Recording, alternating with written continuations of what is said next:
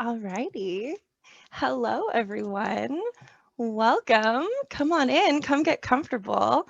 And we are going to go ahead and get started. So, hello. Welcome to our little virtual event space. My name is Allie, and I'm your host for this evening. And I am so excited to be introducing Rachel Griffin and Adrienne Young here to discuss Rachel's brand new book, The Nature of Witches. So, before we get into the fun stuff, I just want to quickly thank you all so much for tuning in and for buying books. You really outdid yourselves on this one. From what I understand, this is the biggest pre-order campaign we've ever run, with over 700 people ordering books through our store. So let me take a moment to say one gigantic thank you. We are so grateful. You all really do keep us going, and we love what we do. So truly, thank you so much. We're so excited to get this book into your hands. So I will, of course, as always, be linking books in the chat all evening, just in case you don't have your copy yet, or a book comes up that piques your interest. And while you are over on the website, I definitely recommend checking out some of our other upcoming events or sign up for our newsletter. It's a weekly update about events and exciting releases, our online book clubs, and of course, you can follow us on any of the major social media platforms. We are at Third Place Books for the quickest updates and recommendations. So we are here for about an hour, and towards the end, we will be taking questions. So if you have any questions, which we very much hope that you do, go ahead and leave those in the Q&A box, which should be either at the top or the bottom of your screen. This is different than the chat box, which I can see that people have discovered. The chat box is great for virtual applause and connecting with each other, but when it comes time for questions, do make sure that those end up in the Q&A so that we can most easily find them. So I believe that that is all of my housekeeping. So without further ado, I am so thrilled to introduce Rachel Griffin, whose debut novel, The Nature of Witches, came out today. It is one of the most anticipated young adult novels of 2021. She has been mentoring in pitch wars since 2017, writes young adult novels inspired by the magic of the world around her, and became a certified weather spotter for the National Weather Service while doing research for this book. The Nature of Witches is about a young witch whose rare magic is the world's last chance for a better future as the atmosphere becomes more erratic, and which might cost her everyone she loves. In conversation tonight, I am so happy to welcome Adrienne Young, the New York Times, USA Today, and Indie List bestselling author of the Viking warrior duology Sky in the Deep and the High Seas adventure Fable duology. Her upcoming novel, The Last Legacy, comes out in September and is about family and blood ties and reinventing yourself. So thank you both so much for being here. I am so excited to listen in on this conversation. If you need anything, of course, give me a shout. I will be listening, and that goes for everyone in chat as well. If something comes up, shout for me. I will be watching. And with that, welcome, authors. Hi. Thank you so much for having us. Hi, everybody. Thank you for being here. We are super, we've been like counting down the days to this event for many reasons. For those of you who don't know, Rachel and I are actually really good friends, and we have been like cheering each other on in publishing and writing for years now. And I wanted to start with the story, the full circle story. Yeah, tell the full circle story. Okay, so this is really funny, but over a year ago, maybe, I came into town to Seattle. I had never been to Third Place Books, but I had an event there. And I'm sure some of you who are here probably were at this event now that I'm thinking about it. But I had an event scheduled at Third Place Books, and the author who was doing the event with me had to cancel last minute for a family emergency. But of course, because Rachel and I are friends, I was here with her, visiting her and staying at her house and everything. And it was before she had sold your book, right? before she sold The Nature of Witches. And so on a whim, I asked her if she would do this event with me, and she did. And was it your very first event? It was my very first event ever. I was so nervous. And yeah, it was really cool. And so you did not seem nervous. You seemed Thank very poised and professional. But it was a super, super fun event. And then now when she said she was doing her launch at Third Place, I was like, oh my gosh, that's such a great full circle moment, because she got to do her first ever official author event there. And then she asked me to do it with her, and I was like, it's like that. There's a perfect symmetry. And for if there's any writers who are here in the event, that writers really love the full circle, love them. like mirror imagery there. So it's very, very satisfying in my opinion. It was like such a cool thing. And what most people don't know is that when Adrienne was here, because she is my good luck charm, I heard that weekend that there was an editor interested in my book that was out on Sub, which is this book, and it ended up selling. And so it was just a really, really cool weekend and such a fun full circle moment. And so it is really special for me to be doing this launch with Adrienne and with Third Place Books. So thank you all so much for being here. Yeah, and thank you, Third Place Books, for having us again in virtual this time. Rachel, I want to talk about the fact that this is your debut novel. So I'm sure everybody here knows that, but The Nature of Witches is Rachel's first novel. And I wanted to know, first of all, say congratulations. And how are you feeling? I feel amazing. I was so worried that, the book was launching during this pandemic, and it is not over yet. And I was just so scared I was gonna feel isolated or feel like I was really missing out on something by not being able to do an in-person event. But today has been filled with so much joy and so much excitement. And it has just been a wonderful, wonderful day. And of course, having friends fly out to make it even more special. And my husband and sister came along to all the bookstores today, and it was just a really, really, really special day. I don't think there's anything that compares to seeing a book with your name on it on a shelf for the very first time. So, God, we're 3 minutes in, guys. Yikes. There's a lot of feelings. I have so many feelings. And for those of you who pre-ordered your copy through Third Place Books, Rachel's going to be going in and signing all of them tomorrow, which is awesome. Cannot wait. I am so excited to personalize and sign your books for you. So thank you so much to those of you who ordered through Third Place. I can't wait to go in tomorrow and see them all. Okay, so for those who aren't familiar with the book, do you want to tell us a little bit about it? Yes, I will say I think that this is really the only thing you need to know about the book. Is this incredible? I'm going to move a little closer. This is the actual case spine. Look at that.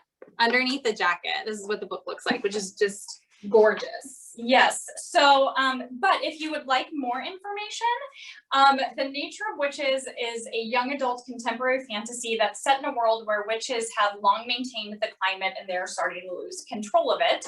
It follows Clara Densmore, who is an Everwitch. Her magic is tied to all 4 seasons, and she is the only witch powerful enough to stabilize the collapsing atmosphere. But her magic is able to target and go after the people she cares about the most. And when she falls in love with a spring witch, she has to choose between this magic that the world desperately needs and this boy that she has come to love. It's so good, you guys. Okay, that kind of leads into my next question, because you just mentioned several favorite YA elements, things that we love in YA. But what in that, there's such a great mixture of them in the book, including characters, some amazing characters. But what was your original inspiration for the story? So, do you remember? Yes. I was driving down the road in the middle of winter, and I saw a bare tree with a crow sitting on top and thought to myself, seasons are cool. That is the most Rachel answer in that you possibly could have had. You are so on brink. So after I thought how cool the seasons are, I thought, what if there were a girl who changed with the seasons? And that was the original spark of an idea, because I think that change is something that I wanted to write about for a really long time. I think that especially teen girls, like we're supposed to be fit into this box, and then like a box we're never supposed to move from society, from the people in authority, teachers. And I am someone who changed a lot growing up. I found new things that fascinated me or interested me, and I was told that I changed too much all the time, and it was always said as a bad thing. And I wanted to challenge that. I wanted to explore this idea of change against something that's beautiful, like the seasons changing. And so that's really where the idea came from. Mm-hmm. Yeah, and I totally know what you mean too, because even I think this is applied to a lot of people, but especially girls, younger girls, that idea of you've changed. Yes. That like as a negative thing, as this bad thing, or like you've sold out or whatever. And that changing is actually this thing that is this really like negative thing, or you betrayed yourself or betrayed your people. Yes. And all of that. So I identify with that is my point. And I also found that a lot of times when people say you've changed, it means that you have started to love yourself more, that you have started to prioritize yourself. And sometimes other people don't like that. And so I think it's this really powerful message of being able to like, we're not stuck. We can grow and change. And that is a beautiful thing. And that is a good thing. I'm glad I'm not the same person I was when I was 12 or 20. Yeah.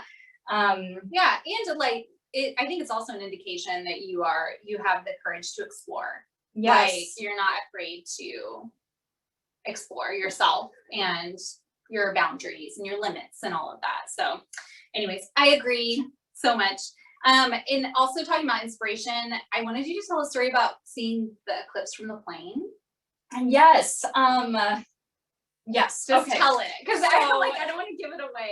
It's a really beautiful story. So in 2017, there was a total solar eclipse that was going to, the path of totality was going to cross over the Pacific Northwest in Oregon. I live about 3 hours driving north in Seattle. And I was drafting The Nature of Witches at the time that this was happening. And my husband is a pilot and has been flying for a long time. And one of his pilot buddies said, "Hey, you should try and see the eclipse from the air. It's just this magical, life-changing experience." And so we did it. We got a small plane and we flew down to Oregon, and we watched the total solar eclipse from 17,000 feet. And it was like the most awe-inspiring, life-changing event ever. And it was so cool because like you don't see other planes in the sky. There's no one else. It felt like it was just for us. And I was so moved by it that I came home and redid the entire plot of the book to include a total solar eclipse in it, because that was not part of the original story. Yeah, and it plays a major role. I mean, I won't spoil it, but it does play a major role in the book, not just externally, but internally. Yes. Which is very well done, I think. Thank you. Yeah, and it just all stemmed from this because guys, like, nature is magic. That's what the whole book is. Like, I think nature is just the coolest thing, and seeing an eclipse, it was magic. Okay, so when it, like, okay, this is like, okay, I'm not going to talk the whole time about an eclipse, but like when the sun is eclipsed by the moon, like everything gets cold. Like right away, the earth gets colder and everything is dark. It is so magnificent. Like the day turns to night. Like, I'm not going to keep going on about this, but it was just like, I'm glad you're having a little freak out, because I really feel like this passion translates into the book. It's like, it's on the page, and when you read it, you'll see like when you're describing the magic, because the magic interacts with nature, and there's a lot of passion infused in the prose. And I feel like the prose is most alive in the book when you are describing the magic interacting with the environment and everything. So I feel like the way this, what you see on the outside here happening is very much on the inside of the book. And I think that's one of its greatest strengths. Thank you. This is basically just a party for me to fawn over Rachel. That's all we're gonna do tonight. Okay, moving on. Clara, you kind of touched on this a little bit about how the plot kind of stemmed a little bit from your own experience, but I've heard you say a lot, and you've talked a lot on your, by the way, if you guys want to see a picture of that whole like solar eclipse from the plane thing, you have it on your Instagram, right? Yeah, it's on my Instagram. Yeah. Go back. If you scroll back, you can find this magnificent picture that Rachel posted. Anyway, sorry. We'll leave the solar eclipse behind us now. But anyways, I've heard you saying you've talked a lot online about this, about how you really relate to Clara. Maybe did you say even more than any character you've written? Yes. And you just talked about like because of the whole changing thing. Are there any other ways that you relate to her, or like other ways that you kind of inspired the character? Yes. Clara very unfortunately got like all of my deep-seated fears and insecurities. So sorry, Clara. Clara's really special to me. I was coming out of a hard time in my life, and I am someone who's extremely sensitive, and I was told my entire life that I'm too sensitive and I'm too emotional and I'm too in my head and I overthink things. And I remember so vividly, my 5th grade teacher pulled me aside and said that I was too sensitive and I would have to grow a thicker skin if I ever wanted to make it in this world. And I did not. How old are you in 5th grade? Like 11? Yeah, like yeah, 11. 11. Sorry. Yeah, we're looking past. We have friends in here hanging out. You have a 5th grader. I have a 5th grader. Oh my god. Yes, I do. They're 11. Okay, so yes. Sorry. So I was around 11. Right. Well, the whole reason I said that is kind of a shocking thing to say to an 11-year-old. Yes. And I internalized it. Like it became a part of my belief system about myself, that I am too sensitive and I'm never going to make it in this world.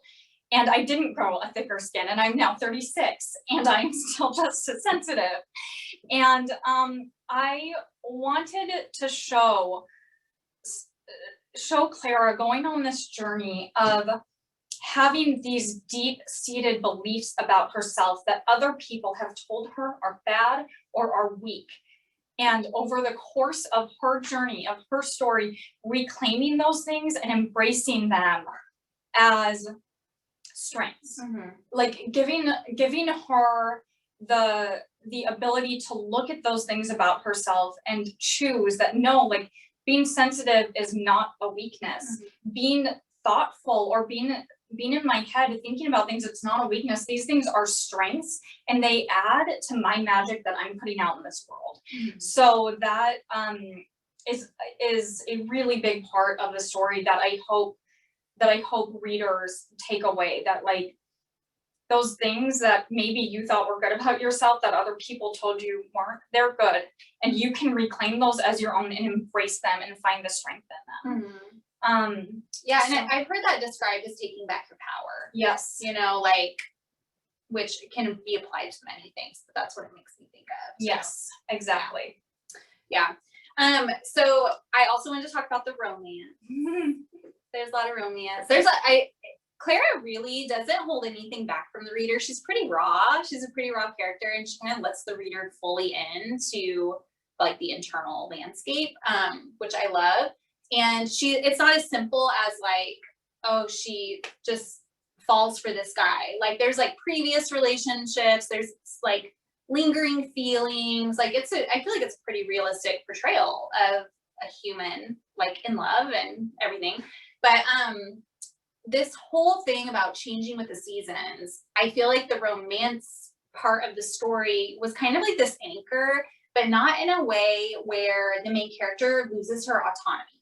You know, like where I think a lot of times, especially with female main characters, they like find themselves in the romance, they find their worth in the romance, they find a savior in the romance or whatever. And this romance doesn't do that, which I really love and appreciate. I feel like the romance does play this huge part in her arc, her character arc, but I kind of wanted you to talk about that. Yeah, so I think that there, for so many of us, there's the version of ourselves that like we see and the version of ourselves that we want to be, and then there's the version of ourselves that other people see or that other people want us to be. And I think a lot of times in romance, like I read this quote one time that like I realized this person loved their reflection of me, or they saw their reflection in me, and that's what they loved. And I wanted to write about a romance that like when you have someone who sees you and who loves you for the things that you see in yourself and you love in yourself, that enables you to I think take on the world in a way you weren't able to before. And I think that there is a very, very special kind of love that as you're falling in love with this other person, you also feel like you're falling in love with yourself. And that's what I wanted to write about. That's really beautiful. Thank you. It is. It's so good. Okay. Guys, I have so many feelings. There's so many things I want to say about it actually, but I can't without spoiling anything in the book. So you need to just do a follow-up chat. Okay. I think you need to give people a few weeks to read it, and then you should do like a spoiler chat where people can just like come with all their feelings about these things. I would love to do that. Okay, that's my suggestion. Okay, so the other thing in the book that is major is the climate change aspect. Like it's very prevalent in the book thematically, and as like, you know, a real world issue. This book does take place in our real world, which some people might be surprised to know if you've made the assumption that it's like an alternate kind of world. But what led you to not only bring climate change in as this storyline, but also to link the magic system to the weather? So initially, like, because the book was set against the backdrop of the seasons, it enabled me to like bring in all of the awe and wonder and love I feel for the natural world and put it into this book. And so I built this magic system for each season. Like I wanted to know if each season had its own kind of magic, what would that feel like? And if each season had personality traits, what would those feel like? And it became this like very amazing way for me to pour my love for the natural world into this book. But it quickly became clear to me that if I was going to write about all of the beauty of the world and everything that I loved about it, that it didn't feel genuine to not acknowledge the crisis that the earth is in. And so when I started thinking about how that would tie into the magic system of the world, I thought, well, if there were really witches who could control the climate, who could control the weather, there would also be people who wanted to push that magic far beyond its limits. There would be people who wanted to take advantage of that kind of magic, and they would push it so far that eventually the earth was going to start pushing back. And so that's kind of how it all came about. Yeah, and the magic's super interesting because there's even like regional witches that are like assigned to address the climate in that area and like respond to weather crises and things like that. So there's like a whole like system in the world too for how the witches like are like assigned, right? Yes. Yeah. Yep. They each go they're like stationed. Yep. They're stationed in different regions of the world, and they manage you know, the climate in that specific area. The writing in the book is beautiful. I'm a big fan of Rachel's writing, but I think some of the most beautiful writing in the book is in the chapter openings, which they're excerpts. They're like quotes from A Season for Everything. And I wanted you to talk about where those came from. Yeah. So And also, like, what part of the process in the book did those show up for you? Did you always know you were going to do that? no, it was actually, so I wrote a first draft and then I revised it on my own and I got feedback from one of my beta readers who was like, I'd love to see a little bit more of this world. What if you had epigraphs at the beginning of every chapter to kind of help root the reader in this world? And I loved that idea. So I went and added epigraphs to every chapter, and I wanted them to just like kind of, they all are linked to the chapter in some way or another. And I just liked this idea of you don't really know where they come from until the end of the book. And it's a really fun thing to. I'm gonna find my favorite one while you're talking. And so I won't give it away, but you know, they're from a book called A Season for Everything. And I thought it was this really fun way to root readers in the world without fully knowing like where this lore and where these quotes are coming from. Yeah, and they do kind of provide this almost like compass in the story because like there is a lot going on, but you're right. They do like link at least metaphorically to what's happening, either with the characters or in the plot. But my favorite one, I think, and it's one of like the shortest ones too. It says, "The tornado does not care where it touches down, only that it does." Thank you. It just wants to it's touch. so good. It wants to touch the earth. Yeah. Well, I mean, I can't say why exactly I love it so much because again, it's linked to what's happening in the chapter, but they are all really beautiful. Thank you. You're welcome. You're welcome, friend. I love them so much. And I do feel like you achieved that with the whole like kind of guiding the reader through and pulling, I don't know, just like rooting them in the world, but also in what is happening what's happening internally. Thank you. Okay, so there's different kinds of witches in the book. Different kind of witches. There are, and I'm sure you guys have seen this okay, never mind. I was gonna say you'll see stuff online about what kinds of witches there are, but there's one for each season. So there's an autumn witch, a winter witch, a spring witch, a summer witch. What kind of witch are you? Okay, so in this world, if you are born on a solstice or an equinox, that's how you're born a witch. I was born on the vernal equinox, so I am technically a spring witch, and I embody pretty much all of the personality traits of spring witches, probably because I'm the author. Let's just call it what it is.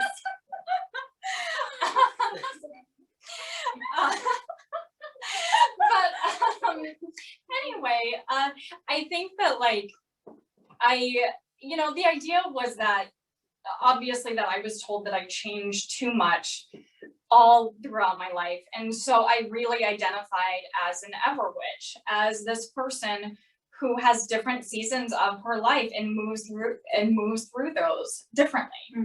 And so I definitely resonate with the idea of not being rooted in one season, but and changing with them. Would you say that that would kind of be the ideal for anyone who's like truly free and self-accepting and like loves themselves? I think so. Like, I think that you definitely have so many, like all of us have these different traits from each season, right? And I think we all have our dominant season, but I think that we are humans and we are complex and complicated and we change. And I think that that's part of what makes us beautiful. Yeah. Well, and I love that idea too, because in the book, I'm not giving anything away, but when the season passes, like when you're in your season, you're like in your full power.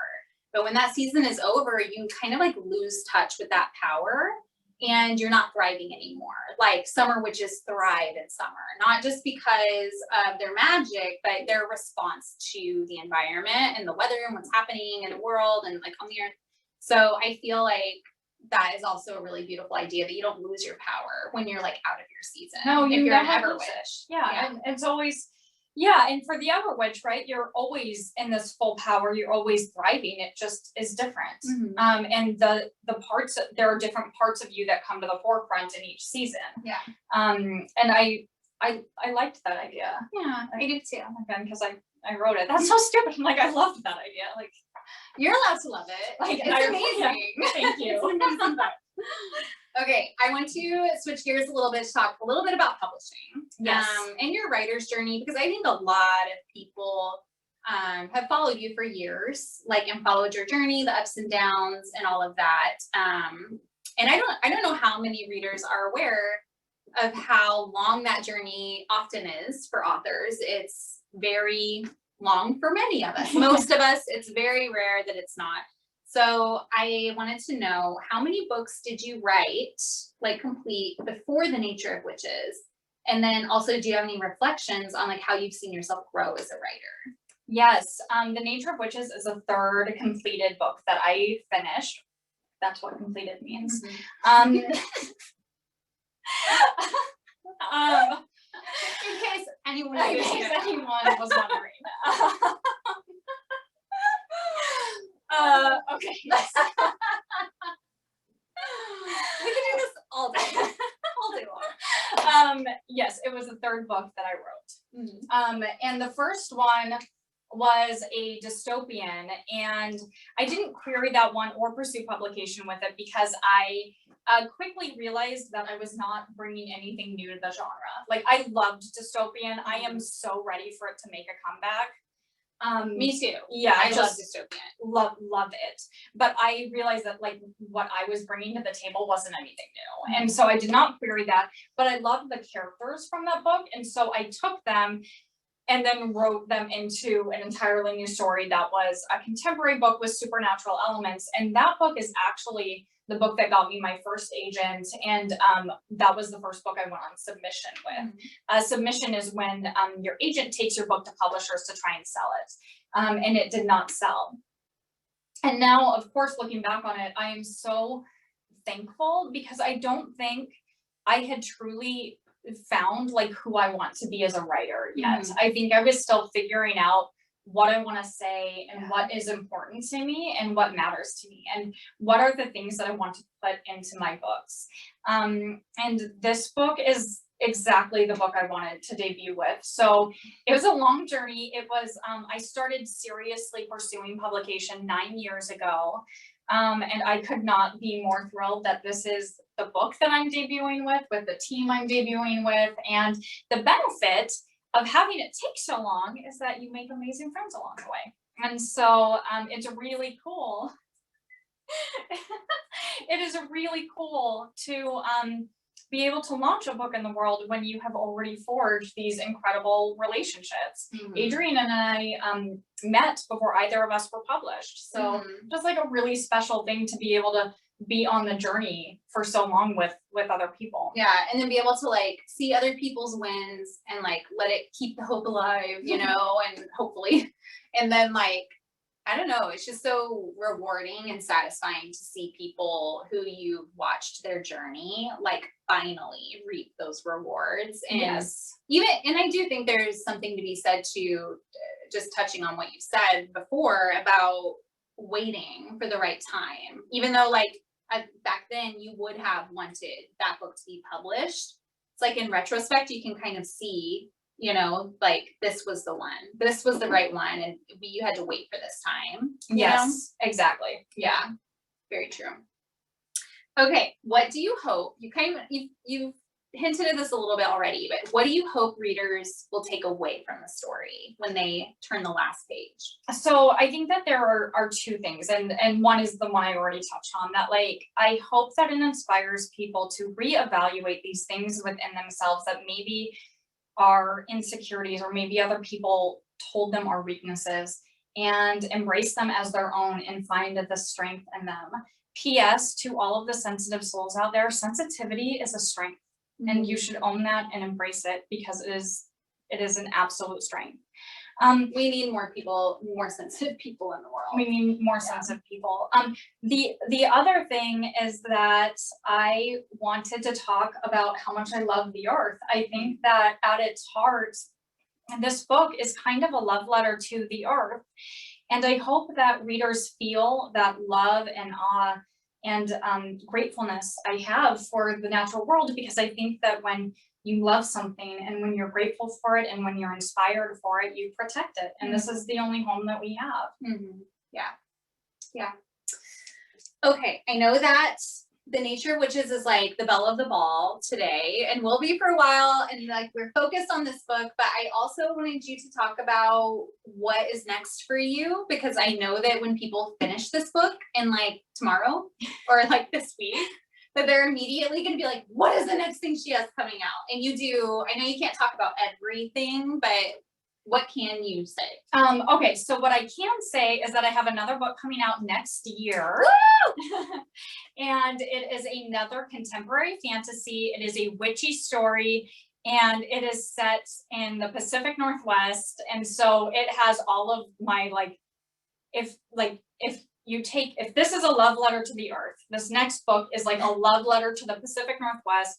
There's so much fog. I love the fog. You're like, thesaurus. How many words are there for fog? Yeah. And it's just like, and it's very romantic, and it's also another intimate story. I like to take readers I like to give readers unfiltered access to my main character. And I think this next book also does that. So it's intimate, it's romantic, it is witchy and magical, and there's lots of fog. Is it written in present tense too? Yes. Okay. And that's kind of like on the nerdy writer side. I think that's one of the things that lends this book to feeling that vulnerability from the character, because it's in present, like first person, present tense. So you are like in real time feeling Clara's feelings with her. And so, yeah, I enjoy a present tense novel. Thank you. You're welcome. Okay, I have a little bit, it's not really a game. And it's not really like a lightning round, but it's just gonna be fun. Okay. And Rachel doesn't know about this. I don't know about this. So I first want to ask everybody attending, who of you out there are Vampire Diaries fans? Oh my God. I'm waiting. Yeah, the chat is exploding now. Yeah. Yes. Okay. Because how could you not be? What you may not know about Rachel is that she loves Vampire Diaries for solely one reason. His name is Damon, and that is why I love it Damon so much. Salvatore. This is a Damon Salvatore lightning round. My heart is literally racing. Okay, so I'm gonna My ask husband's you. sitting right there. I love you. It's like, I'm gonna ask you a series of questions, and I want you to answer honestly. okay. Okay, I am really nervous. we should all be. Okay. If you had to choose between having coffee with Damon Salvatore or never having to do one task you passionately hate for the rest of your life, which would you choose? Coffee with Damon. Okay. No hesitation whatsoever. What is a task you would want to give up forever? Doing the dishes. Yeah, I hate doing dishes. I Yeah. hate them. And cleaning bathrooms. Yeah. I really hate cleaning the bathroom. Yeah. Okay. Anyway, this is not about me. This is about Damon. Okay. Next one. You have the opportunity to see the rarest, most secret collection of jewels in the world in a private tour with the curator, and it can't be rescheduled. But you also have a first date with Damon Salvatore the same night. Which do you cancel? The jewel showing. He is a precious jewel. He is the most precious of jewels. Okay, number 3. Damon Salvatore has murdered an Do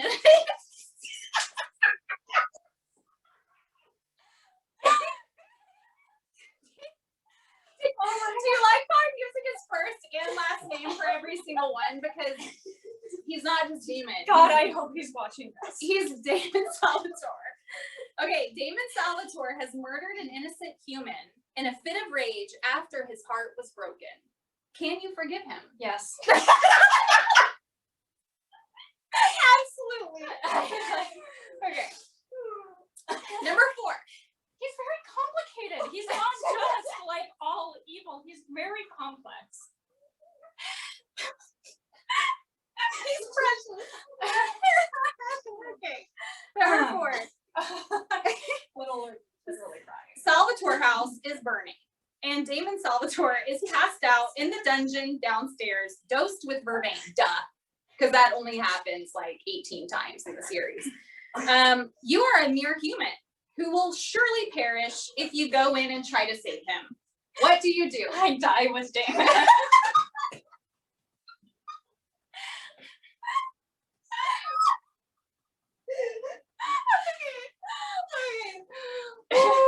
Okay. Next one, because we're not done yet. Oh my God, I'm kind of mortified right now, but it's fine. Okay. I think it's important your readers know this about you. Why? Full disclosure.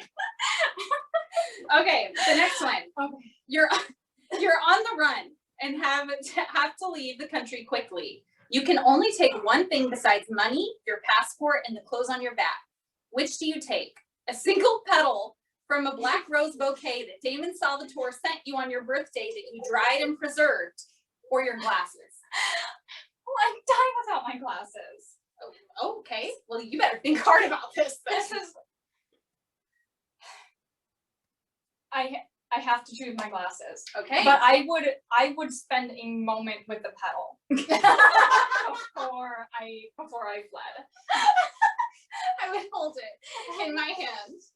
Okay, you would spend a moment with the petal. I see. And to be fair, if you didn't have your glasses, you couldn't even enjoy his beauty. That's so true. Yeah. It's so true. Yeah. Okay, last one. Damon Salvatore has professed his love to you, but you've just recently discovered there's an ancient prophecy that if you kiss him, an army of the living dead will rise from their graves, igniting the apocalypse. What do you do? I feel that Damon is very good at protecting the people he loves.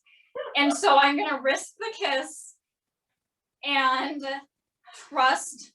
I mean, the Vampire Diaries went on for 8 seasons. I mean, like, are we in season 2 right now? There were multiple apocalypses. Yeah, because what's the plural of apocalypses? The apocalypse side. Apocalypse side? I have no idea. Apocalypse, if you will. Apocalypse, if you will. So that's my final answer. Okay, so you feel confident that together you and Damon could actually save humanity. No, I feel confident that he could, driven by his love for me. I don't Powered have by your love for a him. huge sense of self-preservation, I don't think. So I don't know how much help I could be in that whole scenario. Okay, well, I hope you feel like you know a little bit more about Rachel. Now, I hope you still want to read my book. You know what? If they don't, they have no business buying a witch book. That's all I'm gonna say. Thank you. So I shouldn't be embarrassed by this. Absolutely not. I think you have. Absolutely not. We just ensured your stardom. Fantastic. Yeah, I need to read a little bit of the chat real quick. Charlotte says he can defend the earth. I'm sure it will be fine. But just a few lines down, Sasha says we are so screwed. So, it's a mixed bag in there. So I have reappeared to ask you some questions. And Yay! So, audience members, we already have so many, and we're probably not going to get to all of them. But if you have a pressing question, throw them in Q&A, and I will do my absolute best. The other thing, I apologize in advance for my pronunciations, but we're going to do the best that we can. All right. So, San says, what was your favorite thing or experience about writing The Nature of Witches? That is a great question. I absolutely loved trying to personify the seasons and thinking about if Winter were a person and had personality traits, what would those traits look like? And why would they have those traits versus someone who had spring magic, and also differentiating the magic systems. It was just really cool to take everything I loved about all the seasons and magnify them up to 1,000,000, and then think about if those traits found themselves in humans and were personality traits, what would we be like? I just had so much fun with that part of the story.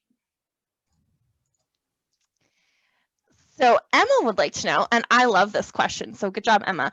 What are the stories / who are the authors with which your book converses?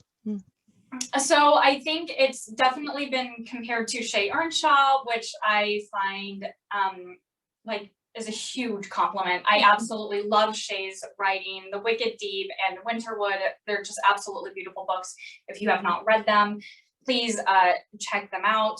I also, someone compared my book to Circe, which I pretty much died. It's kind of amazing I'm even here right now to talk to you about it. I had to actually perform a spell to resurrect her so that we could do this event. I only hang out with witches. So Madeline Miller is just like a huge inspiration of mine. So that was also good. I'm probably selling it. God, I'm so good at self promo. So I think those are the two that I've heard.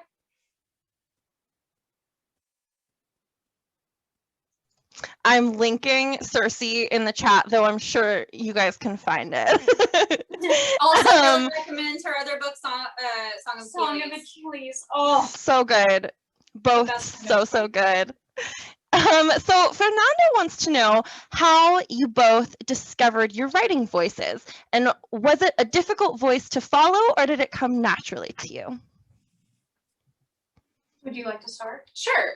I would say that it took me writing the right story for me to unlock my voice. I think I was trying for a long time to kind of mimic books I loved or authors I loved or voices that I loved as a reader.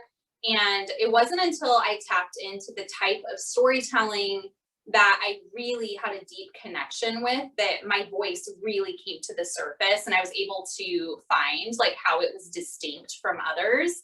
And it takes time to learn to recognize your voice too and become familiar with it, because you can slip in and out of it. And like when you're drafting a book, like you write entire sections that aren't like voicey. And so it's something that also comes to play in your revisions.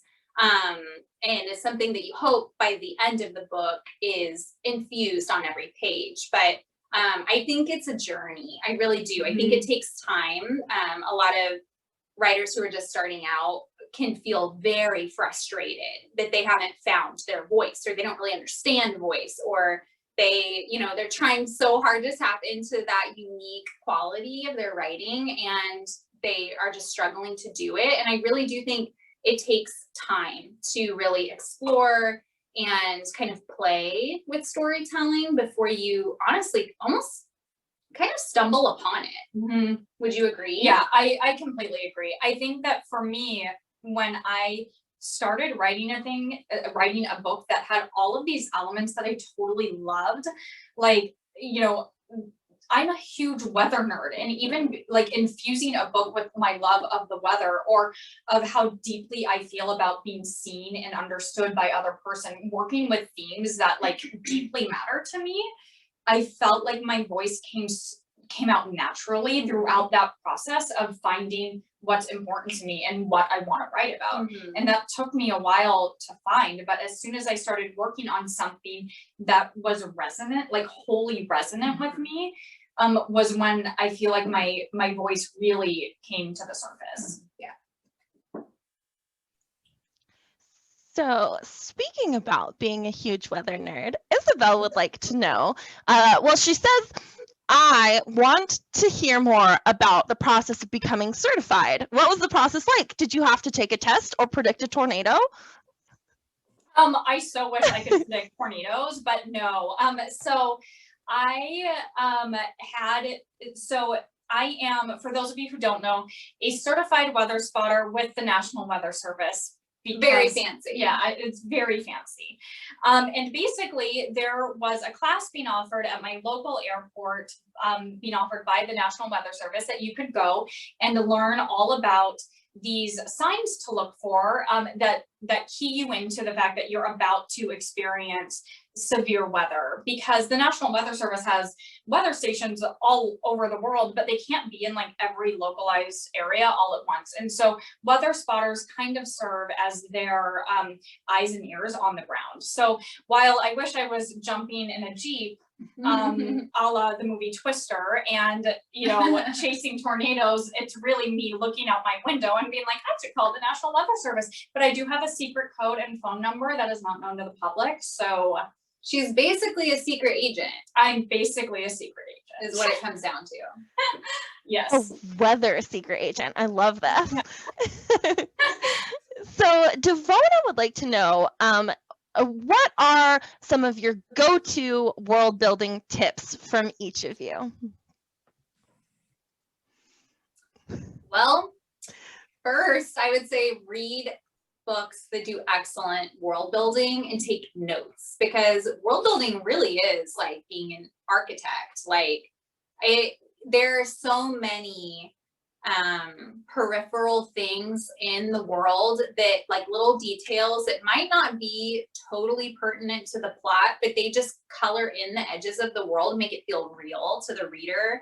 And you have to think bigger than what's the magic system and what's the landscape, or what, it's down to things like what age of technology is present in this world, and how does that inform what's going on? And also making sure that the things that you are world building with can interact with other world building elements to create like a more, functional, cohesive world. Like, for example, the thing I'm thinking about right now is in Fable and Namesake, my main character does this, like, she's a dredger and she's a gem sage, and she like kind of has this ability with the gems I won't go into.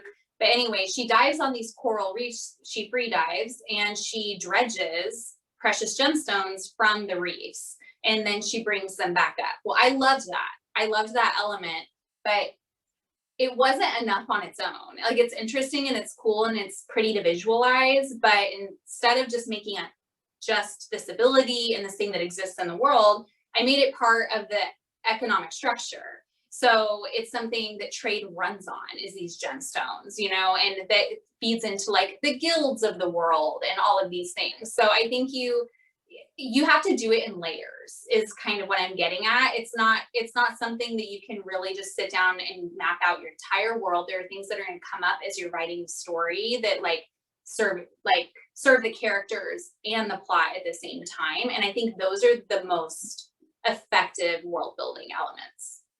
Yeah, I totally agree with everything that Adrienne is saying. I also want to just say that world building is a skill, and it's a skill that you can learn by what Adrienne said, reading books that do it really well, and studying your craft.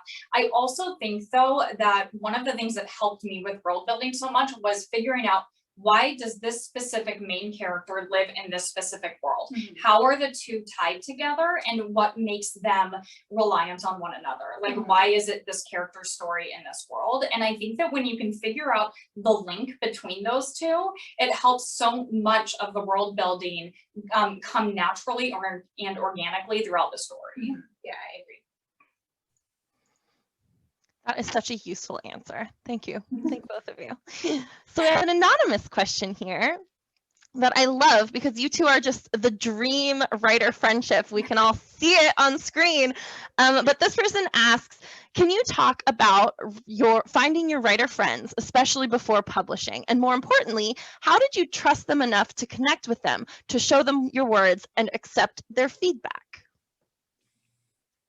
So, unfortunately, if you are introverted and shy like I am, the answer is to put yourself out there. And that is, that's a hard answer, because it's very uncomfortable for a lot of us. But for me, when I started out, I did not know a single other writer, and it was isolating, and I felt like I was just like floundering through it all.